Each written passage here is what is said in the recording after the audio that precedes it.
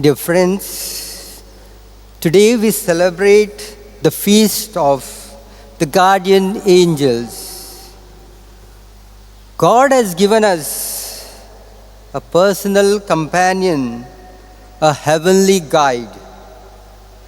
The angels are not distant, decorative. They are real and active in our lives.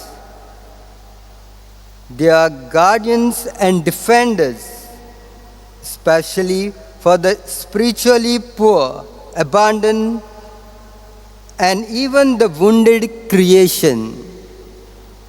As we see in the first reading, angels are protectors. He says, I am sending an angel before you to guide and lead to the people I have promised.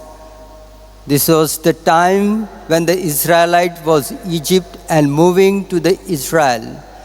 And the clouds in the form, angels in the form of clouds, the fiery pillar standing and guiding. These are the angels, guides each one of us today.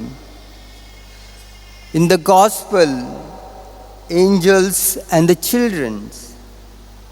Jesus puts child at the center and says, see that you do not despise one of these little ones, for the angels. They are the angels always, to see the face of my Father. Children are like angels. They see face of our Lord. And we are called to be children of God so that we can see God day and night. Guardian angels and creation.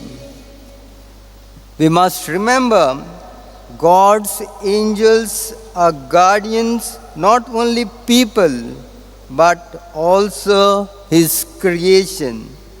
The book of Revelation, the Psalms tells us that angel stands over the sea, winds, and earth. My dear friends, today we see the destructions of forests, pollution of water, and so forth. And we are called to guardian to protect our Mother Earth. Today we celebrate also the Gandhi Jayanti, the Dashera. Mahatma Gandhi taught us non-violence. Let that be part of our life to protect weak, broken ones and become the guardian for creation.